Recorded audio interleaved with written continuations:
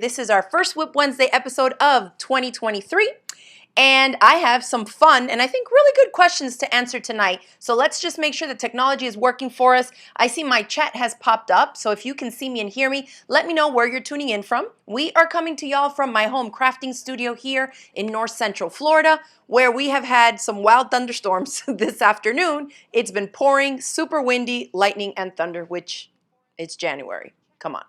Okay. So let's see. Hey, Eunice is tuning in from Arizona. Danielle is in the house from Massachusetts, and so is Sheila. Glenda from Massachusetts as well. Hey, Tamara. She says, don't forget to hit the like. Thank you, girl. All right. Okay, and Terry's tuning in from Green Cove Springs. And hey, Jackie from New York.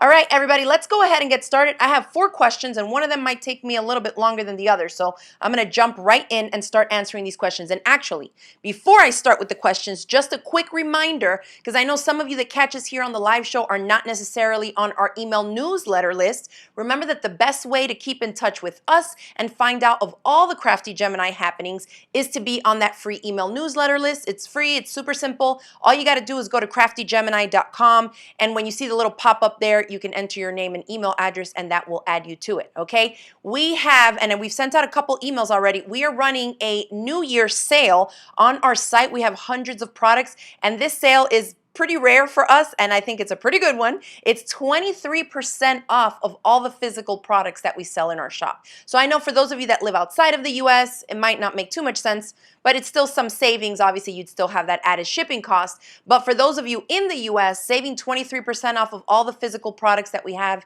in our shop is a heck of a deal. I know a lot of you have already taken advantage of it. Remember that it is for physical products that we need to ship to you, meaning none of our PDF patterns or digital courses are included in this sale this time.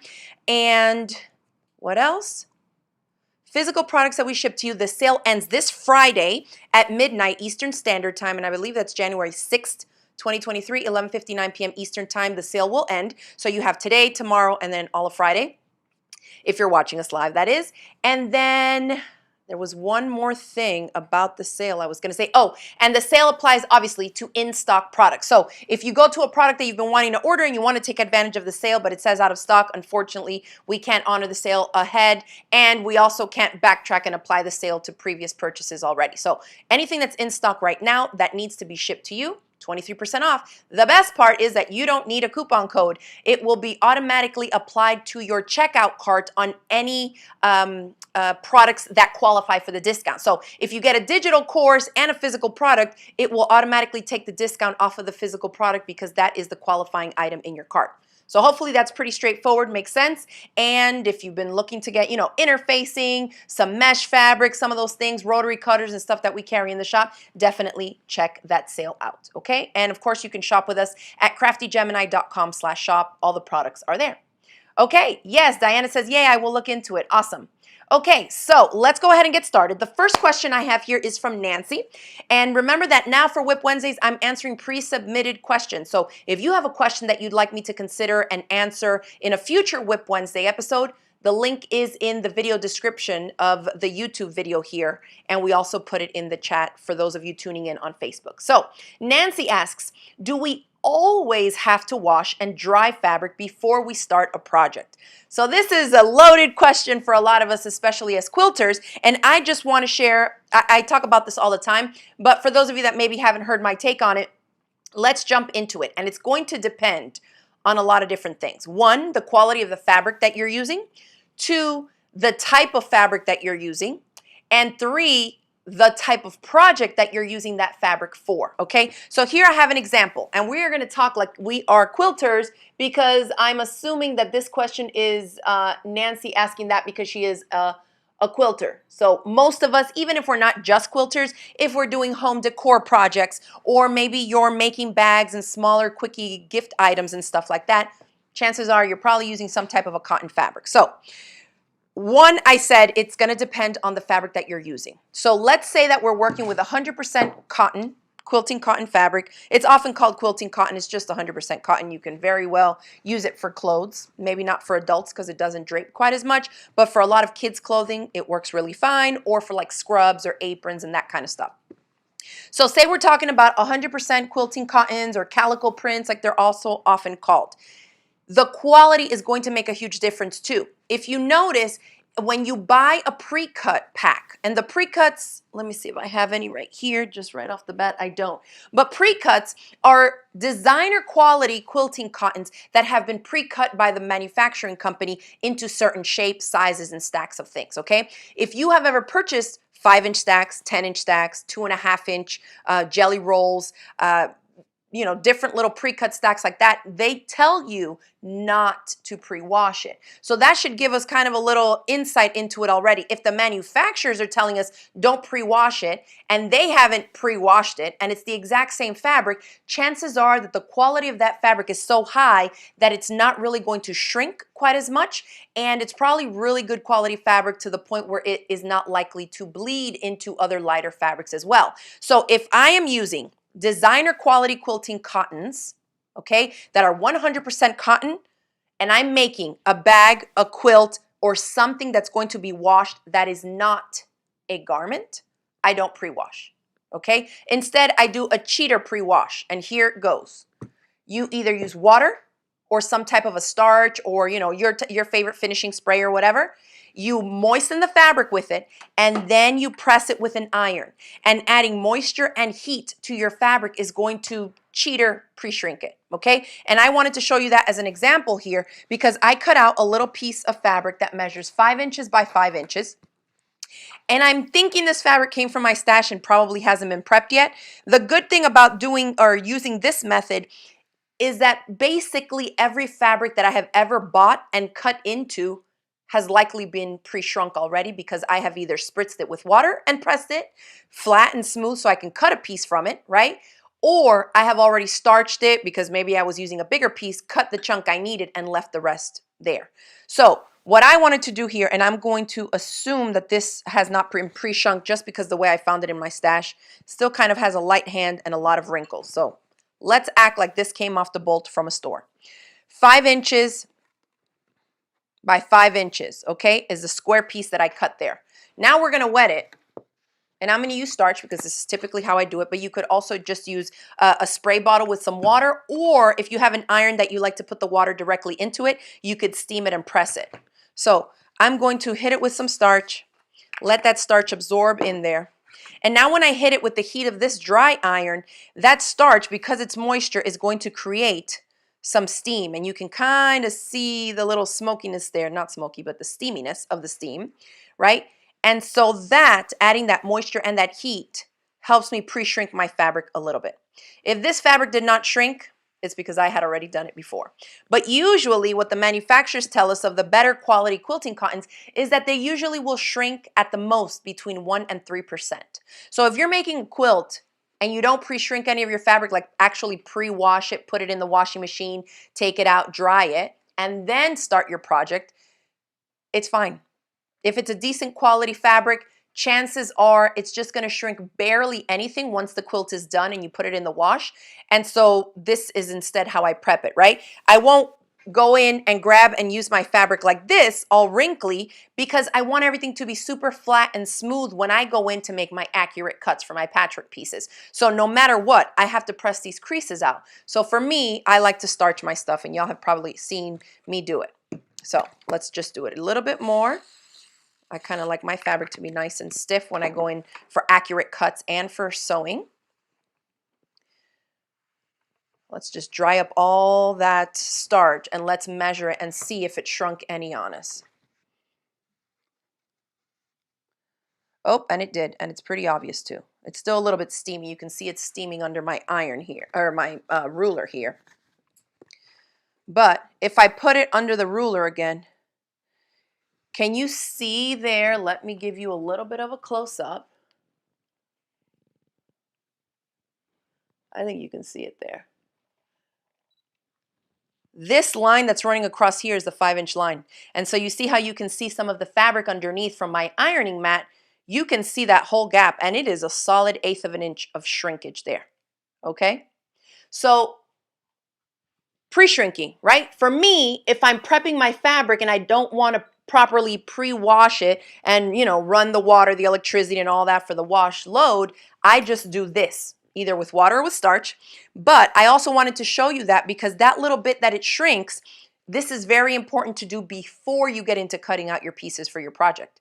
Because if you're working, say, on a wallet or something, and the pattern tells you cut out 7 squares that measure by 5 inches by 5 inches, don't go in and cut it first and then do what I did. I wanted to show you the after effects of pre-shrinking, just so that you kind of have that in the back of your mind. Always do this before you cut, so that you get accurate cuts. Because if you cut first, then it's going to shrink on you and your pieces are not going to match up, okay? Yeah, Elise says at least it didn't get wonky. That's right, because if you did go ahead and cut it on grain, it's also going to shrink pretty much on grain, if it's a good quality, right? Now, if you're using a lower quality fabric, the weave is typically tends to be a lot looser, so you could really more easily distort that with, you know, even just holding it and manipulating it, bringing it over here and stuff like that. It tends to kind of want to open up if the weave is a little bit looser than a better quality quilting cotton. Okay? All right.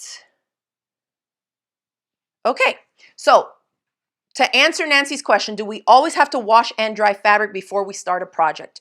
If you're using designer quality quilting cottons and you are working on a project that is not a garment, that doesn't need to fit a body, the way I do it is no. I cheat or pre-shrink by either misting with water or with starch and just prepping my fabric for cutting with the heat of a dry iron, creating that moisture and heat combination to cheater style pre-shrink it, okay? Now, if I'm making a garment, even if I'm using quilting cottons, but especially if I'm using a stretch knit, I will definitely wash it.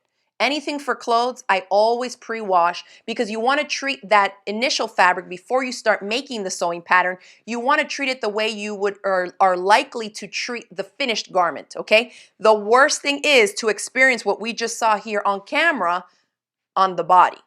You do not want to cut out your pieces, sew up the dress, then put it in the wash and then try to wear it and have it shrunk down, you know, maybe a size or two too small, right? So we want to pre-shrink in those cases. So whether it's for adults or kids, I always pre-shrink garment fabrics.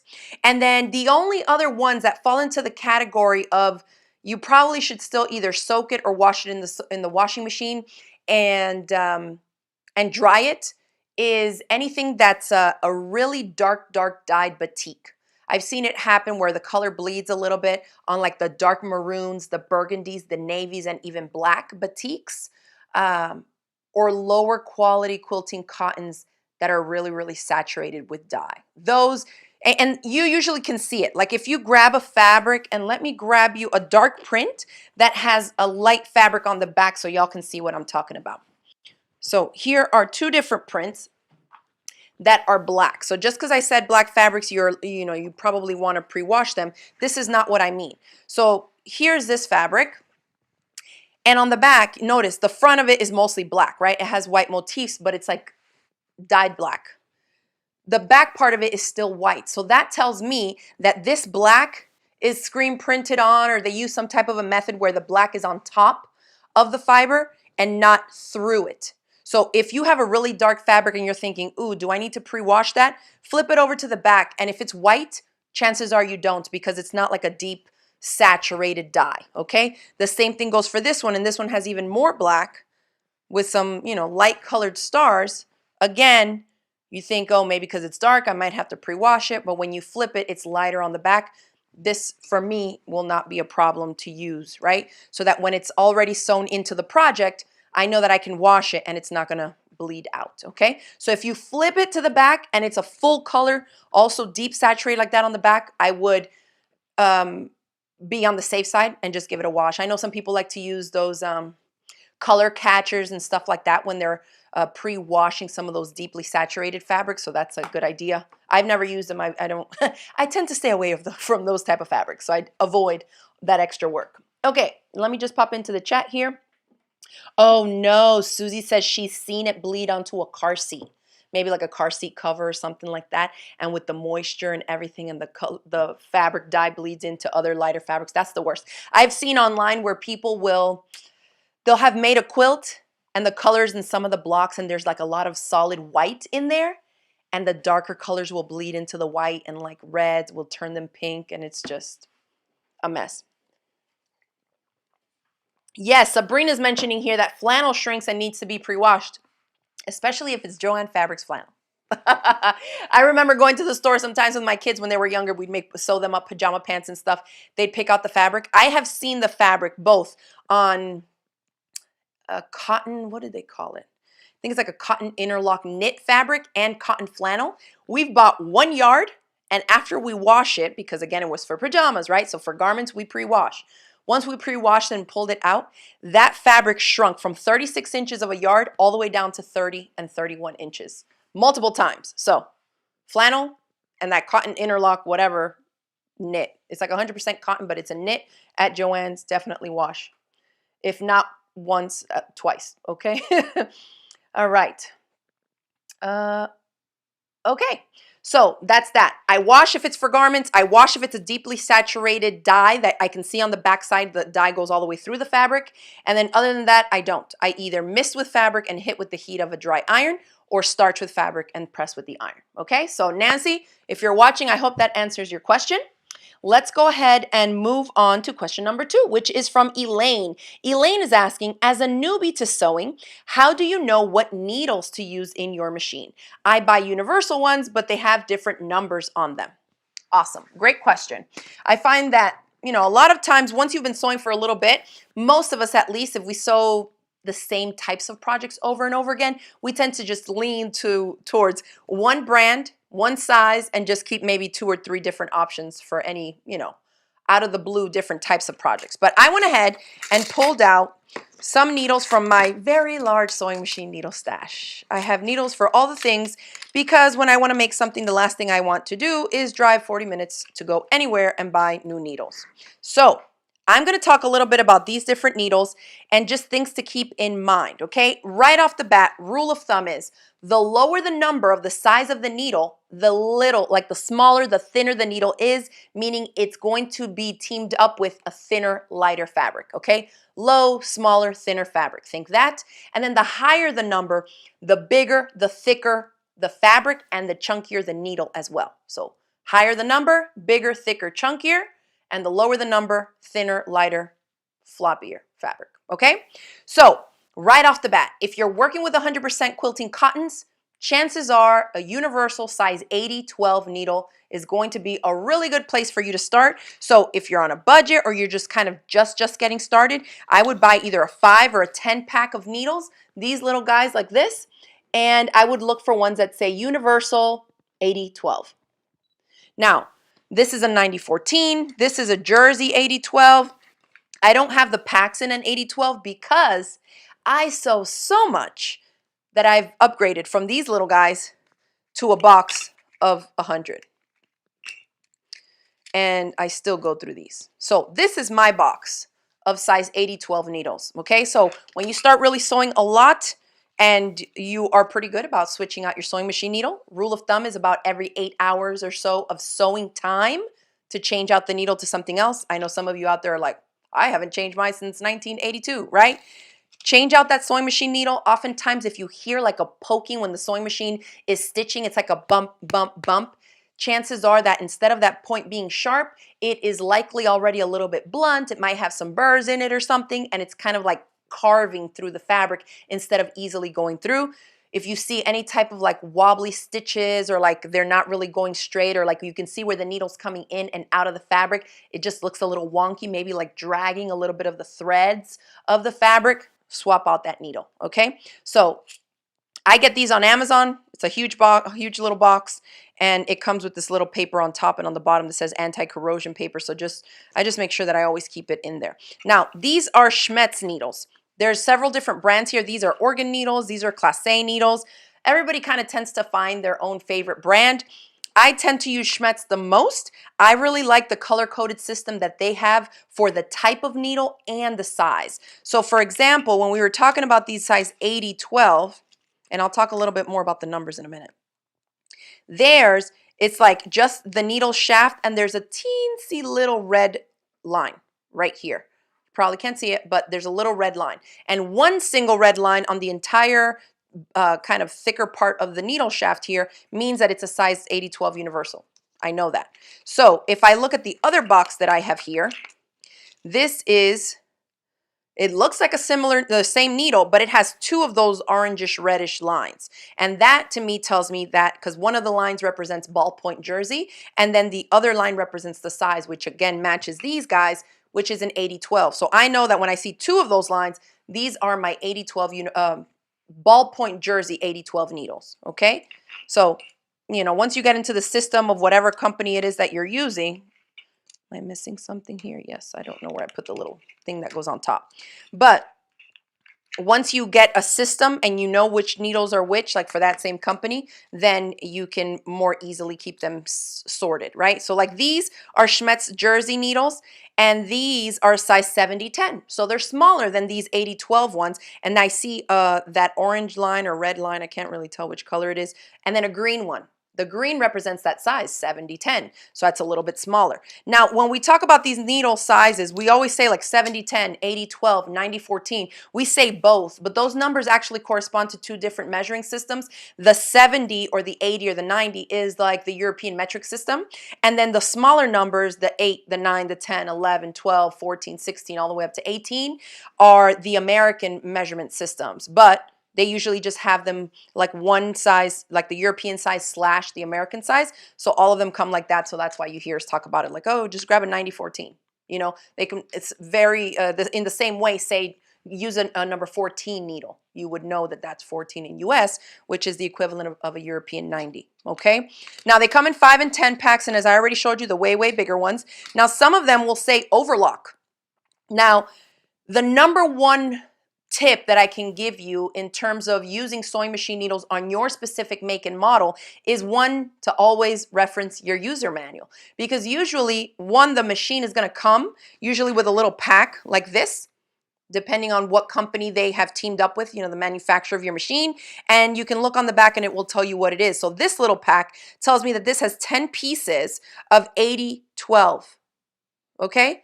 So these are my regular ones. And then this one says 2/11, and this to me looks like a twin needle, which I bet you that's what it is, because that's usually what they say. And it is, which is one shaft, but two needles coming down from it, so that you can do 2 lines of top stitching on your stretch knit garments, okay? So each one is going to tell you something different, but definitely reference that user manual, because it will tell you what size, what numbers, like these numbers here where you see HA by 1, 130/705H, whatever. If your machine needs something different than what all these typically are, it will tell you there, and that way you know these are the ones I need to buy to restock, so that you're on the right track and don't run into any issues on your sewing machine, okay?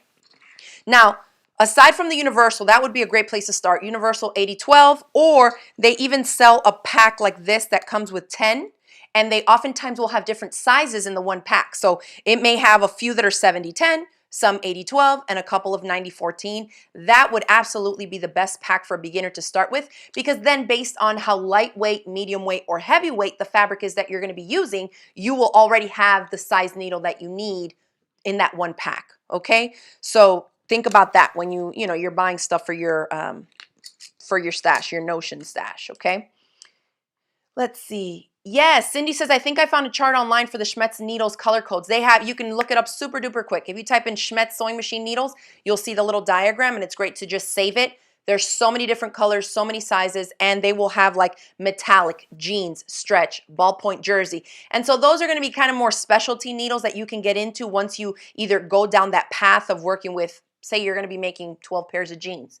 You probably are going to want some denim needles and some top stitching needles, okay? But if you're just starting, you don't really need to buy like a pack of everything. As you start branching out and using the basic needles, then you may run into an issue like, okay, I've outgrown the Universal 80-12. Let me go in and use some of my 90-14 needles. I have easily sewn and made a pair of jeans with 90-14 Universal needles, easily. So you don't have to have a denim one either. If you have a sewing machine that's a little more heavy duty and can put up with it more, has a stronger motor, then chances are you can, just use the 90-14. You may have to go up to the 116, stuff like that. Okay. Yes, you see, Eunice says the same thing as me. She says, I like the variety pack, but I still buy the 80-12 size in bulk because I use them the most. If you're a quilter, 80-12. If you make bags, 80-12. And if you're going to start using things like cork fabric, faux leathers, vinyl, craft tex, it's helpful to have some of the 90-14s on hand. But for the most part, I would say maybe 92% of the time I'm using an 80-12. All right. So the overlock needle, someone's asking about here. It depends on the overlock machine. These were just labeled as overlock. I think we got these on some wild sale years ago. But you got to check your user manual because not all overlock and serger machines, that's what overlock means, the serger machines, they may not need specialty needles. My Juki sergers, yeah, I use just the regular Schmetz ones in there. So if I'm working with a stretch knit that's maybe a thicker double knit, I will fill it in with the 90-14 stretch needles. Okay, and so you work with them like that. But again, check your user manual, see if you need any specialty needles for yours. If not, an assorted pack of 70-10, 80-12, and 90-14 is a great place for you to start. Okay, and then I just wanted to show y'all that they come in bulk, and you know, there's a huge variety too. Jersey needles, ballpoint. There's ones that are called stretch. I tend to use the stretch needles when I'm sewing dancewear, swimwear, activewear, like a lot of the spandex, poly spandex or nylon spandex fabrics. And then the jersey ones, ballpoint jersey needles, I typically use when I'm working with cotton spandex fabrics. Okay? But you know, that's a whole nother world. You can build up a huge stash of sewing machine needles too. I just don't want everybody running out to buy tons and tons of needles when you can get started with a smaller pack. Okay. All right, so next, next question is from Melissa. So Melissa's asking, I have a lot, this is a great question because we know we love to use up our leftover scraps. I have a lot of leftover cotton batting.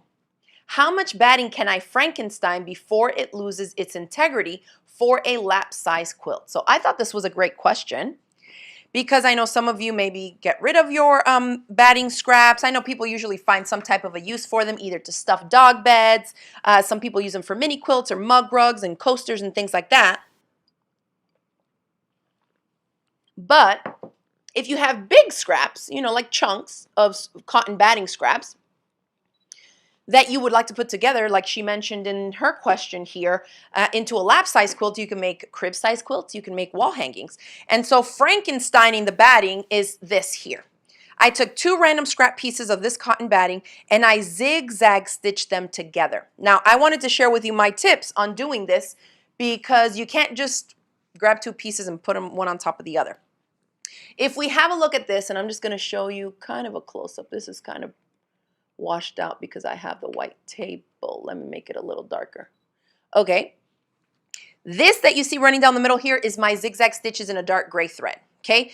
If I run my hand across it like this, you can see that it's flat, right? It's flat. I don't have a ridge. This is not like one on top of the other. You don't see a distinct lower level and a higher level, right? This is all smooth. And the way that you do that is how I would recommend, in case you're not already doing it like that, Melissa, I would recommend butting up your scrap pieces side by side, and then you zigzag across so that each zig and zag stitch grabs a chunk of this piece of batting and a chunk of this one. And that's what helps keep them together there, so that you get a more seamless stitch and connection between the 2 pieces. So if you do that, and I'll just do a quick chunk here. I'm going to chop this up.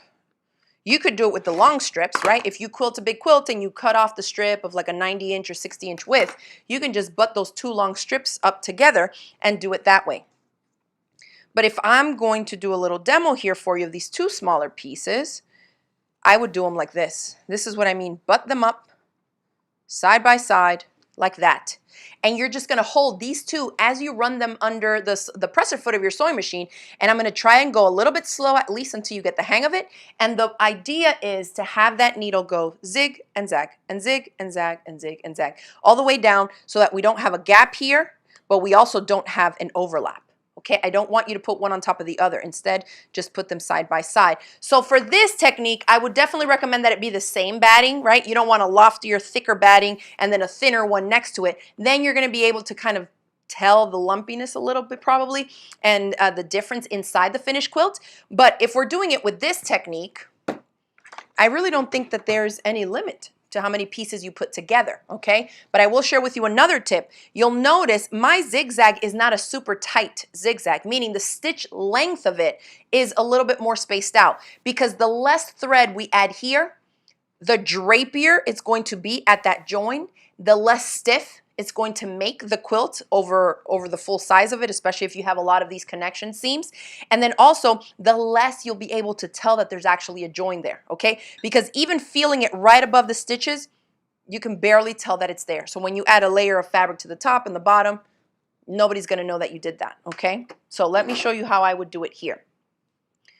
Yes, Cindy says that I do this with fusible fleece. Absolutely, you can do it with all those different types of chunks of batting. The only one that I have found that gives me a little bit of an issue is the foam. And that's because the foam is so puffy that when you do stitch it together, the stitches compress the foam. And so instead of being like an overlap, being one puffy and the other one down, when you do it like that, it actually depresses that join and it makes it feel like the foam is going its regular thickness, and then it kind of sinks in because of all the stitching and then comes back out. So that's the only one that I personally don't like, the way that it's not as seamless as this. You know, like I can feel it, that it's a little bit squished where I stitch the chunks together. All right, so this is how I would do it. And let me zoom this out a little because I want you to see how I'm adjusting the stitch length and stitch width settings here. So for me, I need a zigzag stitch on my machine, which is stitch number 7. So I go to stitch 7, here we are. And then it defaults to a 5mm stitch width side to side, which is big, it's good. That's gonna be enough for me to grab some from this batting piece and some from the other. But the next setting is the stitch length, and it's set to 1.5mm, which is super short. And remember I said we want this to be a little bit more spaced out so we're not adding so much more additional bulk to the seam. So I'm gonna go up to even 3mm on the stitch length. And so this is something that before you start doing it directly onto your batting scraps, make sure that you take a little scrap piece and work out, okay, this is wide enough to hold the pieces, not super tight to where it makes like a thick ridge there of the bulkiness of the thread. All right, so now we're going left, right, left, right. And if I go to sew and I see that there's like a little bit of a gap in between, don't worry too much about it. Because when the needle goes into the left and then to the right, any little gap that you have there, it pulls it together because the thread is going across both, okay? So just do your job to run where the connection of the two is, right down the center of your presser foot. And if you go a little bit off, don't worry about it. As long as you grab both, it'll still hold. I'm just making sure that I don't overlap them, because sometimes they kind of want to butt up against each other like that and either go out or overlap. So let's have a look. Beautiful. I would just give it a little press with a dry iron or a little bit of steam, because this is 100% cotton. Obviously, if it's polyester, don't do that. But you can see there I have two pieces that have been sewn together, and the join is pretty seamless. So to answer your question, Melissa, you can't really Frankenstein too much of the batting. If you're doing it like this to where it's nice and flat, you can do this for the entire thing and piece together a bigger, batting chunk for your lap size quilt, and it will be totally fine. Okay? Great. Awesome, Maureen. I'm glad you're enjoying the tips. And Diana says, I like that idea too. Great. Yeah, butting up is the way to go. Do not overlap them. Don't do it. Don't do it. Okay. Quilt binding. Last question I have here. Let me move these all out of the way. And I know I was using cotton batting there, but you can do that with a polyester batting. The only thing is if you're using a super, super thin batting, these types of batting sometimes that if you grab them and you go like this, you can easily like stretch it all out of place. If you're using a super thin batting like that, be very careful that you don't distort it out before you stitch the whole thing together. So just carefully hold them lightly together, as you butt them up and run it through your sewing machine. But you can do that over and over and over again. Okay. All right, so quilt binding is the last question, and this question comes from Pam. Pam asks, what method do you prefer for joining the ends of a machine sewn quilt binding? And could you demonstrate, please? Sure. So I will just let y'all know I have a bunch of tutorials on quilt binding, but I have one specifically for mini quilts, which I show you how to trim it up make and attach the binding and finish it off. So that's a shorter video that you could watch too, and it's just going to be a YouTube video called something about a mini quilt. It's like my turnstile mini quilt, and I show you how to make and attach binding on a mini quilt. It's something like that. So all you got to do is go to YouTube, type in CraftyGemini mini quilt binding, and that will pop right up for you. So here we have a little ray kite quilt, mini quilt that we made in the last quilt club. I have the binding cut out. And I didn't go ahead and attach it yet because I wanted to kind of do a little binding recap here for some of you. For me, because I tend to use a thinner quilt batting, okay? This is probably Quilter's Dream, maybe Select. I think it's the medium one because it's already been quilted, so it looks a little thin. It's either Quilter's Dream Select or Quilter's Dream Request. I use a thinner batting, and I tend to cut my binding strips to 2 1/4 inches wide. Oftentimes, you know, in the magazines and the printouts and all that stuff, people will tell you 2 1/2. It's going to be up to you based on your seam allowance too and how thick the batting is here. If you're using a really lofty batting and you use a solid, like a true 1/4 inch seam allowance to attach it to one side, then you're probably going to need a little bit more width in the finished strip to make it go all the way around and still give you some coverage on the back. But, you know, after you make a ton of quilts, you'll develop what your preferred method is. So, if you are a beginner to quilting or to quilt binding, my number one tip for you is use solid fabric, because you are going to get rid of the step of like pretty sides, wrong sides of your fabric, because most often if you're using like a Kona cotton or something, then the fabric is the same on both sides, and that way it's going to give you some good practice time for the technique and not you having to worry about whether you have the right side or the wrong side of the fabric up or down. So when we join our strips, so say this is my quilt, no matter the size, I cut my strips to 2 1/4 inch wide. I just do a rough estimate like this. And obviously I don't have enough fabric to go all the way around. That's why I have the second strip, right? So now to have one continuous strip of binding, I need to connect these two together to make one. And this is how I always do it and how I always explain it. I put one strip of fabric. If you're using a fabric that has a print on one side, this would be pretty side facing up, okay? One is in front of me, like the stick, this bar of a letter L, capital letter L. Imagine that. So this part, pretty side face up. And then the next strip, and I've already cut off the selvages off these strips, so we have clean edges here. The next strip is going to go on top of this one, pretty side face down, and it's basically making a backwards letter L is what you do with the two. So this guy in front, pretty side face up. The next one down, pretty side face down. Again, if you're using a solid fabric, we don't care, right? We just want to make sure that it's a backwards L. This guy's on top.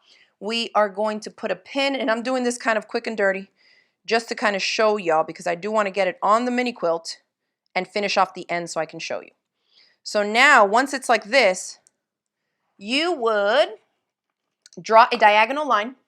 Some of y'all use like the tape on the bed of the sewing machine that gives you that 45-degree angle.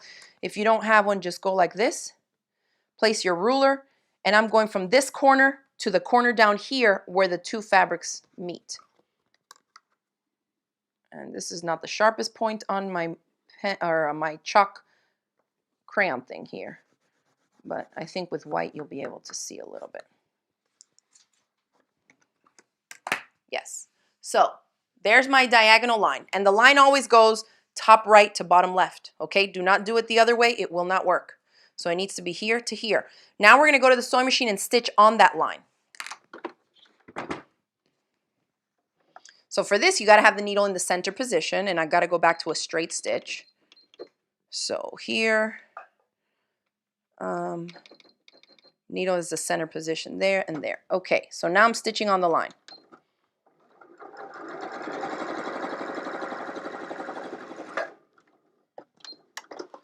Okay. On the side that we placed that pin, I'm going to remove the pin and trim away that bottom right corner, leaving 1/4 inch of seam allowance to the right of that seam. Okay, like that.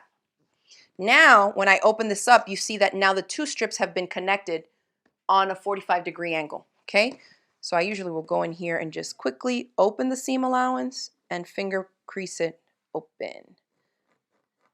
just to reduce some bulk. Of course, you can hit it with your iron too. All right, so now, not everybody does this step because some people don't like to fold their binding.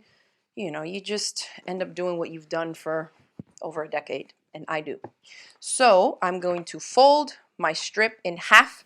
Of course, if this was a printed fabric, it would be pretty side face down, and I would be folding it in half, so I'd be looking at the pretty side. So I'm just folding this up the whole length of my strip. And I really don't need this long of a strip because you saw what we were missing when we kind of roughly measured it around our mini quilt. I wasn't missing that much. So you could go in and work out the math and trim it up and all that, but I don't want to hack off a chunk here and then go to do the demo and end up short with my binding. So we're just going to leave the full thing on, and I'll cut it when I get to the last step of attaching it. And I just have my tailor's clapper here. I know some of you were trying to order tailor's clappers during this sale. I think we might have one, or we're fully sold out. And they've been sold out for a long time. I hope that this is like a family company that makes them. I hope that they that one of my distributors that I order them from will get them back in stock because I know they're super popular.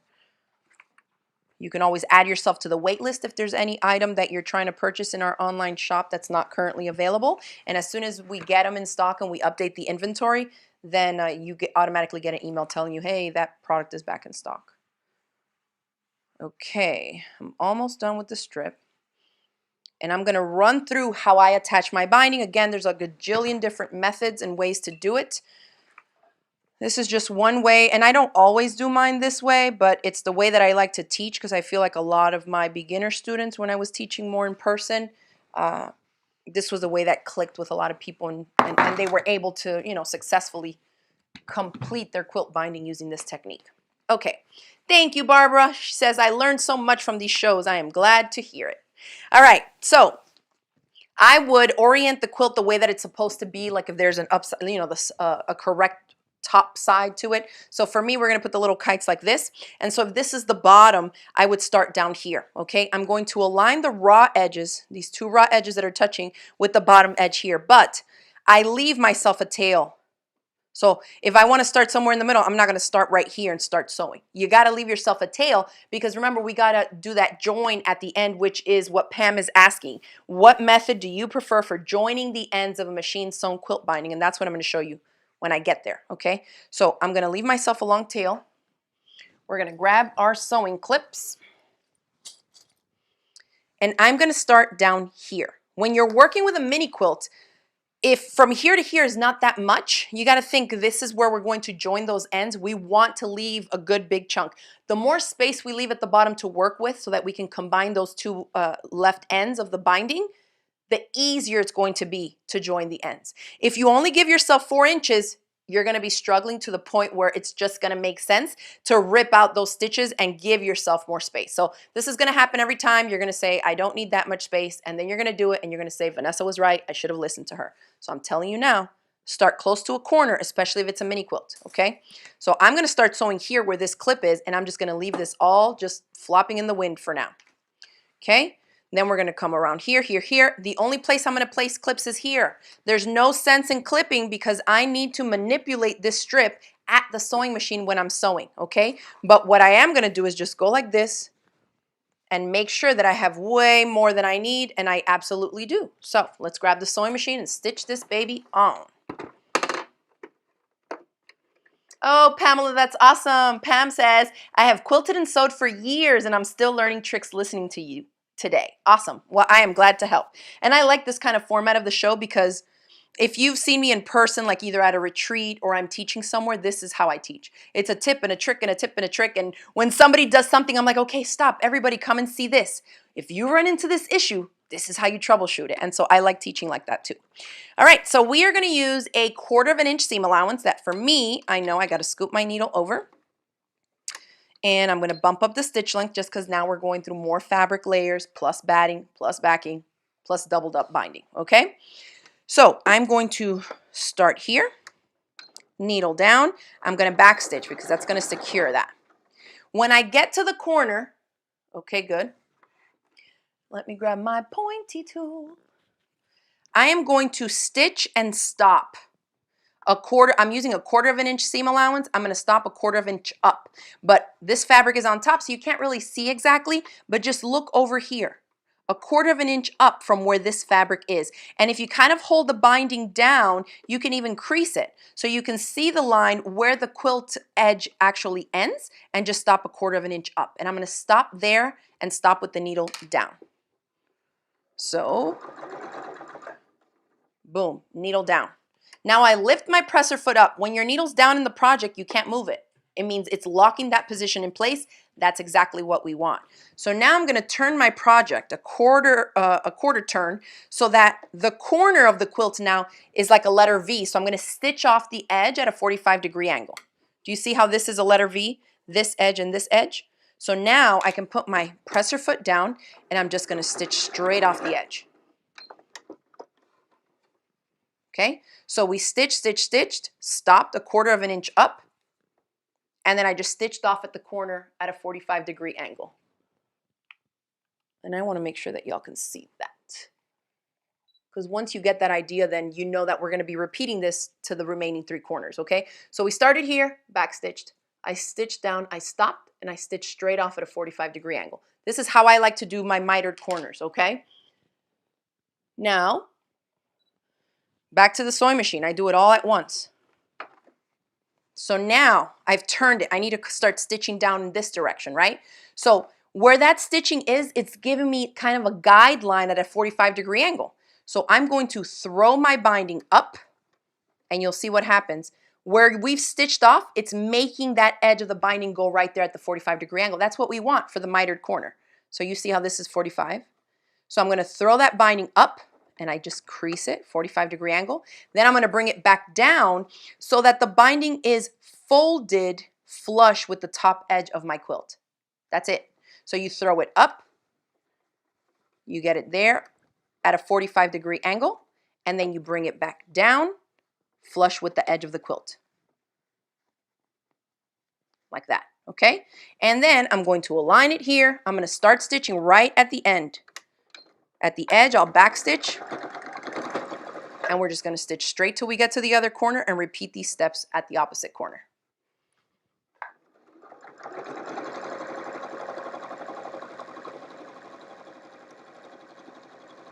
And obviously, if you're working on a bigger quilt, it's going to take a lot longer. I just pulled this mini from my stash so I can still show you the full process without spending just, an hour on this demo. So again, I'm coming to the corner. I'm going to stop a 1/4 of an inch up. I stop with the needle in, lift my presser foot up, turn the project, stitch off the quilt at a 45-degree angle, stop, cut my threads, turn the project. I throw the binding up and fold it back towards me. Flush with this edge. Right back under the presser foot, back stitch, and stitch down again. And trust me, when you make as many mini quilts, and table runners as I have, you don't even have to think about this anymore. You'll have the technique down. Just practice it. And in one project, you get a good bit of practice, right? Because there's 4 corners, and you got to do it on all of them. So take some smaller projects, and it's going to be the perfect place for you to practice. Next corner, same thing. I'm going to stop a 1/4 of an inch up.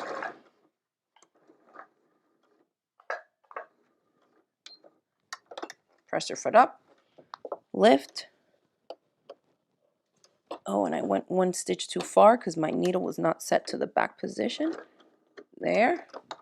Turn, stitch off. And we have 1 more corner. Then I'm going to show you exactly how to do the ends, okay? Fold up, back down. And the last corner. And of course, I have a bunch of videos on YouTube on how to do this. If you just do a search for TheCraftyGemini quilt binding, all my videos will show up. I even have an old video on like how to measure the 4 sides and work out the math so you know exactly how many strips of your fabric to cut out so that you end up with 1 long continuous strip that's going to be enough or more than enough to make the quilt binding for any size quilt, okay? So I have a bunch of those resources there on YouTube for y'all. All right, so I stop there, presser foot up, stitch off the corner, And the last one, we throw it up first and then back down onto itself. All right, so now we are at the last corner. Remember I said leave yourself this space down here. I have a good bit of chunk, and now I'm coming down here. Do not stitch close. The same way that we began close to this bottom corner, we also want to stop close to this top corner, okay? So I'm just gonna stitch this bit down, back stitch, and I'm just gonna come in a couple inches, and that is it. I'm gonna back stitch again and stop. So now we can remove this from the sewing machine completely, and let's talk about trimming, cutting, and finishing this off so that we can get the ends put together and finish at least machine stitching the binding to the front. I always go in here and just trim off all these thread tails from the starts and stops and back stitching and stuff we did. Okay. There's always little bits on the corners where we started and stopped. And now the magic steps of how I measure and cut. And when you cut your binding strips, I know you have extra, but when you cut, you got to commit to the cut. So if the math is right, cut it. Just cut, cut, cut, and you know that it's going to turn out. Okay, here goes. If you recall, what was the width of the strips that I cut? I said earlier on that I like to cut my binding strips to 2¼ inches wide. So that measurement, you got to remember it. If you're playing around with different thicknesses of your binding strips, jot it down at least in the pattern instructions or your notes, because you will need that measurement here, okay? So these two, we have way too much here, and we still have way too much here. I need to trim both of these ends so that I can get a perfect join here without any extra excess, right? And that's probably the problem that the most of you have had in the past, where you think you work out the math, you cut it, you sew it, and then you're like, have excess fabric here, and it's really ugly to get those puckers and have to stitch them into your binding, right? Foolproof way. Here we go. I'm gonna pull this one over, and I'm gonna chop it in the middle somewhere. I just cut it, right? I don't care where, somewhere here. This next one is going to come over top of the bottom one, and I'm going to cut this as well. However, that measurement of whatever the width of your strip is this is where it's going to come into play. So if you don't remember what it is, just open up your strip and measure it from here to here, the width of the strip. Mine is 2¼ So I take a ruler and I put it right here. I'm lining up the 0 edge with the ruler, and I have my numbers going this way. 2¼ is going to be right here. Okay, you could even make a little mark if you wanted to. Sometimes I just go like this with the ruler, and when I bring this strip over top, I will take my scissors, and right at 2¼ I'm going to make that cut. So what you're doing is cutting the top strip so that they overlap by that measurement. This strip and this strip need to overlap by exactly 2¼ inches, because that's the width of my strip. So just make sure that you have your ruler lined up correctly. Keep this flat. 2¼ you can always mark it first, but this is what I say. Commit to the cut. If from there to there the overlap is 2¼ that's it. Get rid of all your measurement stuff. It's going to work out. No worries. Now, how do we join these together? Well, in the same way that we did the first two strips, right? Remember the two long strips that I put together to get one continuous one? We're going to do it the same way. So if you remember my cue for a backwards L, that's what you want to do here. So we got to now like pretend and erase the entire quilt from our memory bank. It's not here. I'm going to open this one up. This is going to be the vertical leg of that backwards L, and this would be pretty side face up if you had a print fabric. The next one has to make that leg that goes this way, right? Backwards L. And so I'm going to fold my quilt, pretend it's not even there. I'm worried about the strip. And I'm going to overlap it again in that backwards L motion, right? You recall after we did the backwards L, what did I do?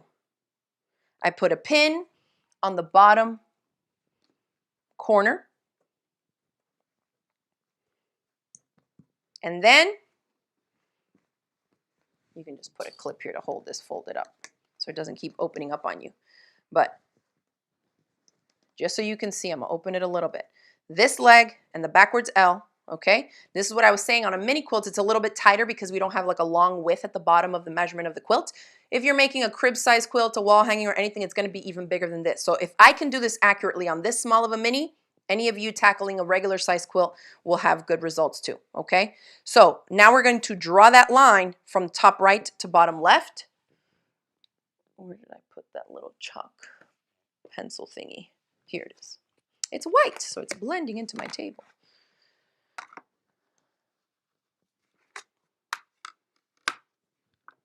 And you don't have to draw the line. If you have one of those guidelines on your computer or on your machine, on the bed of your machine, that you can just follow, then you can do that too.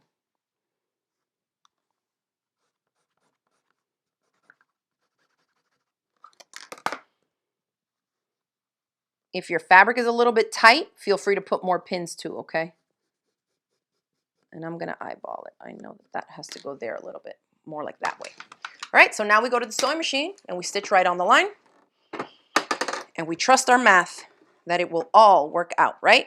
So for stitching on the line, if you moved your needle position over to sew a 1/4 of an inch seam allowance, you gotta move it back now to the center. So I gotta remember to do that so my needle can be in the middle and I can follow my line. Make sure none of your fabric is folded up or anything. And stitch right on that line.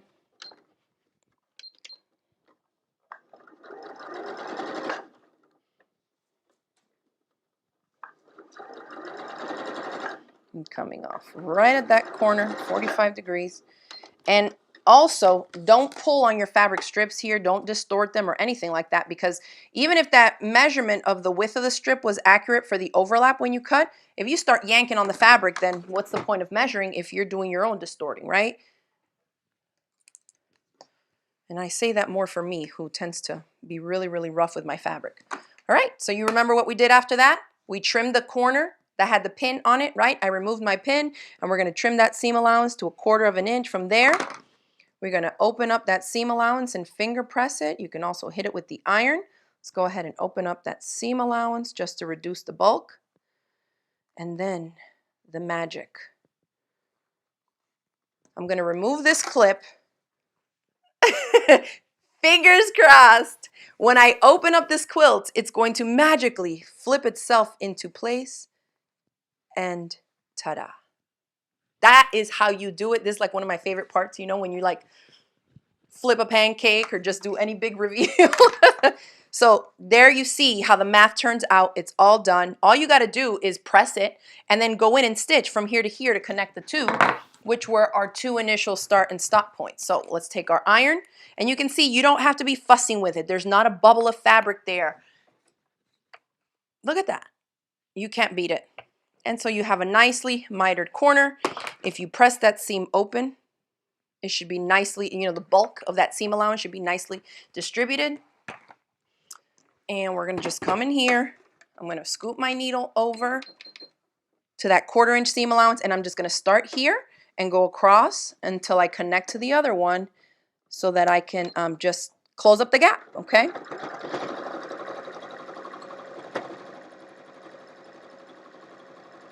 So really the only math you need is the measurement, whoop, not aligned, is the measurement of the width of your fabric strips so that you can cut it.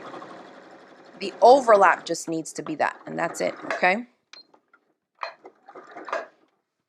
But again, you saw how kind of tight it was. It wasn't super tight. I've definitely finished bindings that were a lot tighter than that, but it was a little bit tight. So if you don't want to be fussing with that on your mini quilts, you know, make sure that you leave yourself the gap. And I still had a solid, let's see what the measurement was of the spacing there. That was almost 10 inches that I had left open for me. Okay, so if you're working on a bigger quilt, leave yourself 20 inches, 18, something massive, so you have room to manipulate, fold over that quilt, and get those two ends, you know, to where they need to be so that you can sew up your backwards L. Okay, so Cindy says it's a Christmas miracle. I'm telling you, look at that. It's perfection.